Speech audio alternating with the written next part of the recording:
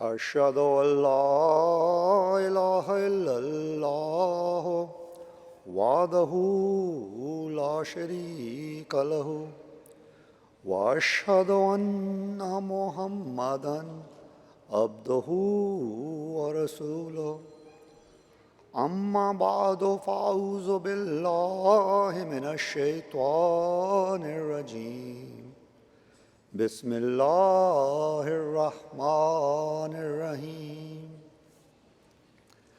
We have all heard of the innovation of Silicon Valley, a place that for many represents the pinnacle of modern achievement. Yet, like many things in this world, it is marked by contrast. Silicon Valley is split by two major highways, Highway 101 and 280. You can catch both in San Jose and end up in San Francisco. Yet, they represent two very different journeys, not just geographically, but also morally. On Highway 101, one witnesses the struggles of the Western economic model: poverty, homelessness, stark income inequality.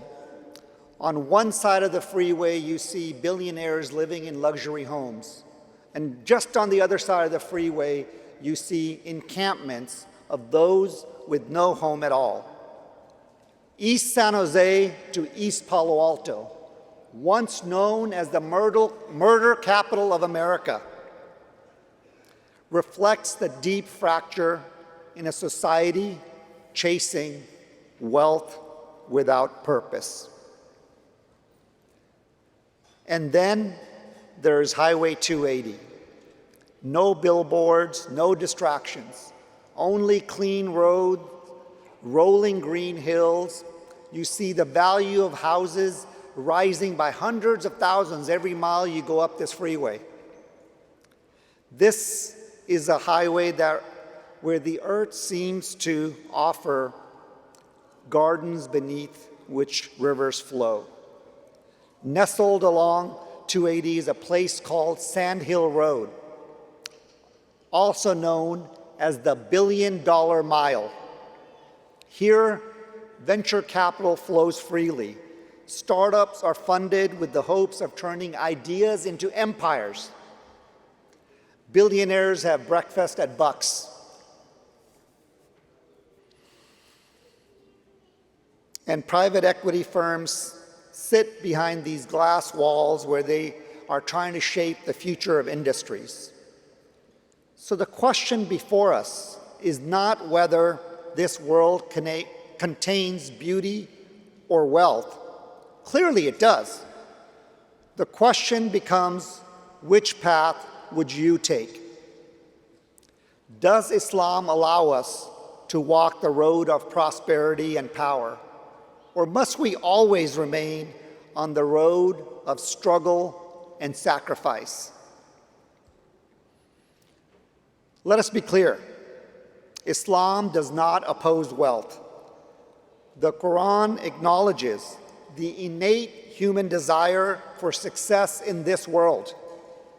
The Holy Quran says, as it was stated earlier, beautified for men is the love of desired things, women and children, and stored up heaps of gold and silver, and pastured horses and cattle and crops. That is the provision of the present life. But it is Allah with whom is an excellent home. The very next verse goes on to say, "Say, shall I inform you of something better than that?" As we look back to early Islam and the highways of Medina, there once walked men who pursued worldly success with purpose. Let's explore not only their wealth, but how they were able to achieve this something better the Quran is stating. Consider Hazrat Abdul Rahman bin Auf. When he arrived in Medina, he had nothing. No home, no possessions, no wealth. And yet, through hard work, diligence, and the blessings of Allah, he became one of the wealthiest men in Arabia. By any modern standards, we could say he was a billionaire. He owned camels in great numbers, not just one or two, but hundreds. And in those days, owning a camel was not unlike owning a luxury car, like a Rolls Royce. Once he donated 700 camels, each loaded with food and provisions and goods for the sake of Allah. The people of Medina were astonished. When Hazrat Aisha heard of this, she said, "May Allah give him to drink from the rivers of paradise." On another occasion, he gave away 40,000 dinars of gold. To put that in perspective, 1 dinar of gold was a month's salary for a skilled worker, not an unskilled worker, a skilled worker. And yet, despite his riches, he would cry when reminded of his simpler days besides the Prophet sallallahu alaihi wasallam. And he cried when he reflected on the sacrifices of others who gave their lives in the early battles of Islam. This was the hallmark of his success: wealth that served Allah, not wealth that enslaved the soul. This is but one example of billionaires of Medina in today's parlance. It is important to understand that what we learn from Medina is how to be righteous and rich. Now, let's talk about society and government. When Hazrat Umar Farooq Radhiyallahu Ta'ala Anhu became Khalifa, as a leader of the state, he implemented policies rooted in accountability, fair wages, and public welfare. His model is what the promised Messiah alayhi salam later articulated as the Islamic economic system, one that encourages enterprise, investment, and ownership, but always with justice, spiritual accountability, and the collective welfare in mind. Hazrat Abdurrahman bin Auf's master was Holy Prophet sallallahu alaihi wasallam. The world laid at his feet, yet he lived a simple life. He slept on a hard bed made of date palm leaves. And of course, Hazrat Umar Farooq Radhiyallahu Ta'ala Anhu adopted his master's lifestyle as well. In one of his landmark books, The Economic System of Islam, Hazrat Muslim Maud, the second Khalifa, explains that Islam promotes what we might call modern capitalism. The Islamic system is not just a moral teaching, it is a practical system of government. He warns against hoarding wealth, citing that wealth must neither stagnate nor remain concentrated in the hands of the few. Rather, it must circulate and uplift entire societies. He writes that Islam emphasizes zakat, sadaqah, inheritance laws, and the prohibition of interest, all of which work to ensure equity, not enforce inequality, and to encourage opportunity, not exploitation. You know, it has been my experience, whenever I see companies file for bankruptcy today, it is inevitably due to interest payments. We live in a society that is addicted to interest, and it will only benefit you to follow the Islamic teachings and avoid it. As it says in the Quran, "O ye who believe, fear Allah and relinquish what remains of interest, if you are a believer. If you do it not, then beware of war from Allah and His Messenger." Hazrat Muslim Maud Radhiyallahu Ta'ala Anhu explains that Islamic system does not only tell the rich to be kind, it tells the state to ensure that no one goes hungry. Islam wants a society where human dignity is protected, and this begins with economic justice. He further warns, wealth that is not spent in the right way becomes a curse. The solution to poverty is not envy of the rich, but responsible spending by the wealthy and just policies by government. In essence, Islam does not view economic justice as a job of individuals alone, but as a shared responsibility where moral values are backed by policy, and where governments are instructed not to create dependency, but to ensure dignity. In Medina, the wealthy dined only after their neighbors were fed. In Silicon Valley, the wealthy buy silence and land and algorithms, while the poor are told their problems are a policy problem. In Medina, wealth flowed like river nourishing the gardens of faith.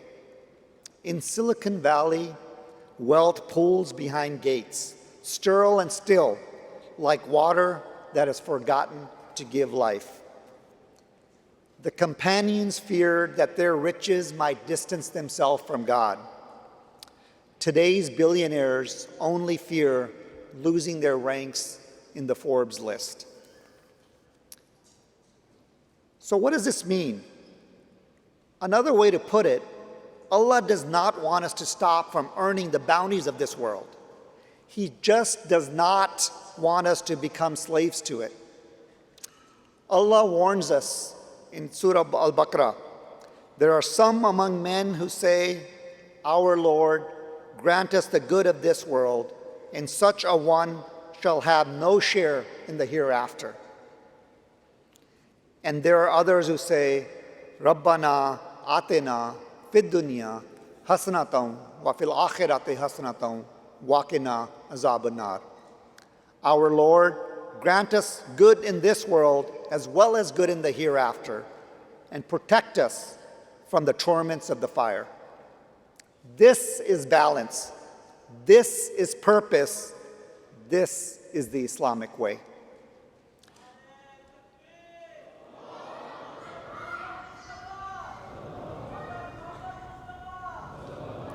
The Holy Prophet ﷺ reinforced this spiritual balance in practice.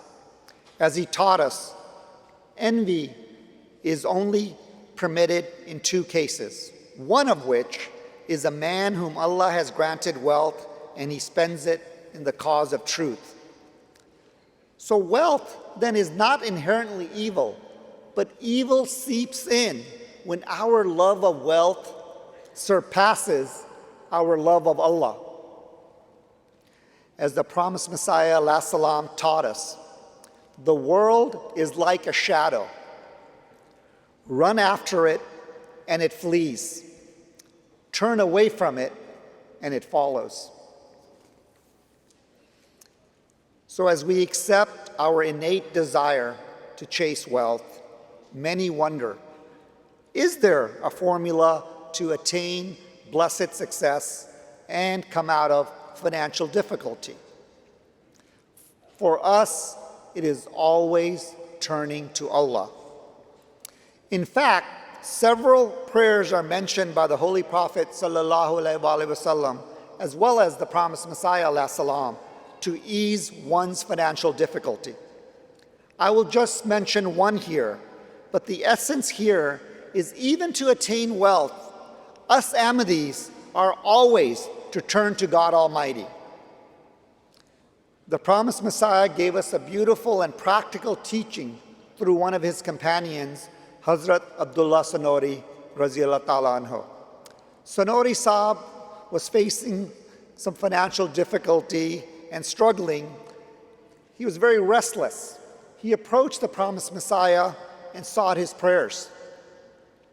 The promised Messiah ﷺ responded, I will pray for you, but you should also recite after every obligatory prayer 11 times, La hawla wa la quwwata illa billah. There is no power and no strength except with Allah. He did as he was instructed, and within a short time, his financial troubles were gone. Later in life, he shared that whenever he faced financial difficulties, he engaged in this practice, and inevitably, Allah the Almighty granted him ease and relief.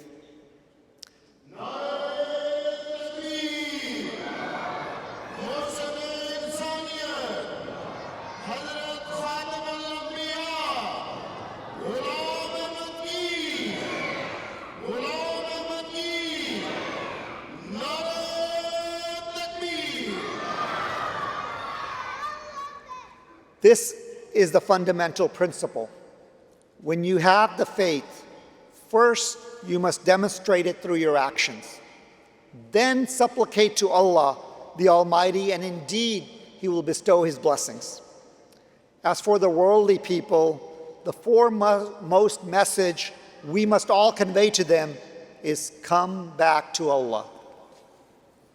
Now there are some who have this foolish notion that it is their effort alone that has made them successful. And there's others who pray and do not put in the hard work. For you to attain true prosperity, you will need to combine these. Here's the secret. Effort plus prayer equals true prosperity.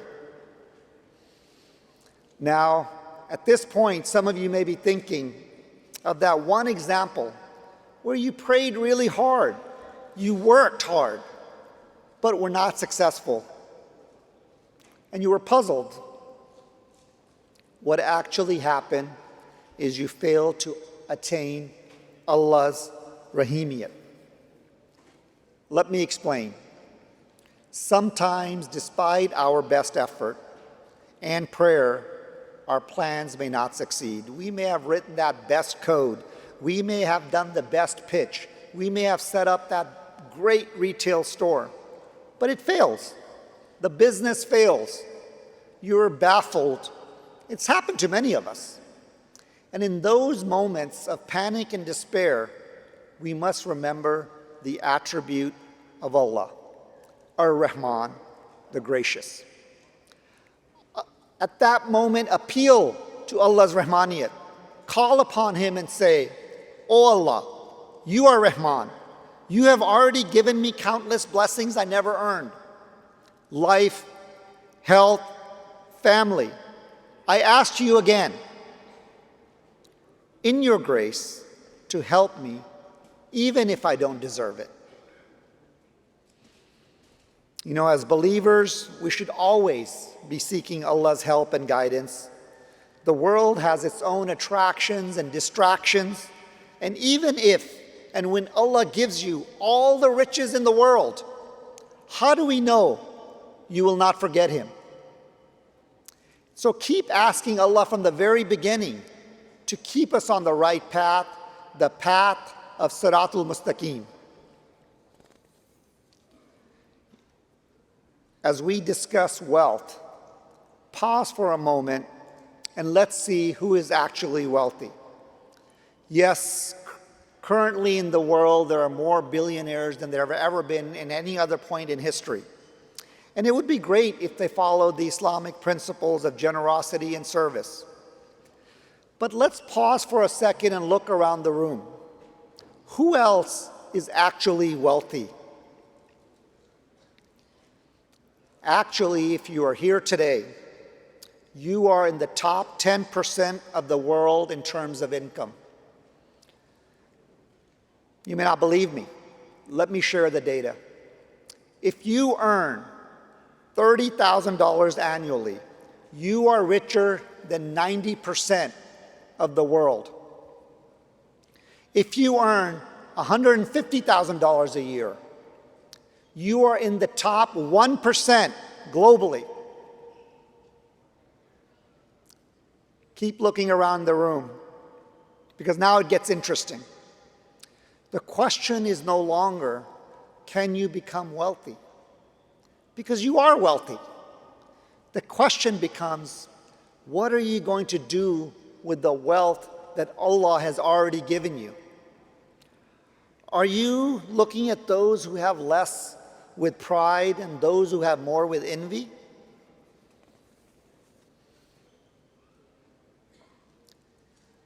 Let us come back to the roads of Medina and observe the shining stars of the spiritual constellation. During the time of the Prophet ﷺ, there were 10 individuals known as the Ashra Mubashra. Among them were Hazrat Abdul Rahman bin Auf and Hazrat Usman Raziyallahu Anhuma. Because of their significant sacrifice in this world, they were given the glad tidings during their lifetime of paradise in the next. Now you may be thinking in spiritual envy, what a blessing to know you are going to go to heaven during your lifetime. What if I told you, in this day and age, Allah the Almighty has once again opened the gates of heaven for us. Through the Imam of the age, Hazrat Mirza Ghulam Ahmad alayhi salam, heaven has once again been made near to us. He said the path of heaven will be opened for those who join Nizam-e-Wasiyat, a system that puts you on the path of Sirat-e-Mustaqim. So work hard, earn wealth, spend out of what you love, and commit to the model of the Sahaba with sincere devotion to gain Allah's favors in this life and the next. Now, the data shows that only 33% of us wealthy American Ahmadis have enrolled in Wasiyat. And yet, this is the very system that will enable us to build a modern capital economy and provide you a path to heaven through sincere sacrifice. So if you have not done Wasiyat yet, what are you waiting for? As we reflect, every day you travel your own spiritual highway. You pass signs for success, comfort, prestige, and signs for sacrifice, service, and righteousness. Today we stand at a crossroad in history. The world is chasing material growth at the cost of spiritual collapse. But we, the followers of the promised Messiah, alayhi salam, are not here to chase the world. We are here to lead it back to God. We are called not just to build tech empires or financial portfolios, but build a spiritual civilization grounded in justice, equity, and love for all. Even in the midst of immense wealth, if there is no moral compass, there is no direction. But with Allah's love as our compass, every path becomes purposeful. I have taken both Highway 101 and 280. The only road that centers my moral compass is traveling down Sheep Hatch Road in Islamabad to go visit heaven on earth. As you bask in the companionship of Huzur, God's man on earth, your entire life focuses on following his guidelines. The Sirat-e-Mustaqim. You realize your purpose. You realize your direction and your destination. Now, Huzur has reminded us that true believers are not simply those who merely say Alhamdulillah, Bismillah, and just pay lip service, but those who elevate their actions and worship to match the status of true submission. Huzur goes on to say, during the time of the Holy Prophet ﷺ, the state of the companions was that they were religious and they also possessed worldly riches. This is why the promised Messiah ﷺ has said that the state of the companions could be explained by the idiom, Hat bakar, dil bayar, meaning that one's hands are busy in work, yet their hearts are immersed in the remembrance of Allah. Huzur emphasizes that let not our goal be merely the pursuit of worldly ambitions and material progress. Rather, our true aim must be to attain the pleasure of Allah and to strive in excelling in righteousness. Let us not be envious of someone's wealth and develop a desire to earn more for the sake of this world. And if we do desire wealth, let it be with the intention to spend in the cause of faith. If we must feel a longing, then let it be this, that upon seeing someone excel in goodness, we too feel an intense yearning to surpass in virtue, and that we turn to Allah with heartfelt prayers, seeking strength and help from Him in this noble pursuit. With sincere obedience of Khilafat in your heart, as you seek wealth, then seek it with humility in your heart and the prayer of Surah Al-Baqarah always on your lips. Rabbana atina fid dunya hasanatam wa fil akhirati hasanatam wa qina azabun nar. May Allah enable us all to be successful, not just in the valleys of this world, but in the eternal gardens of the hereafter. Ameen.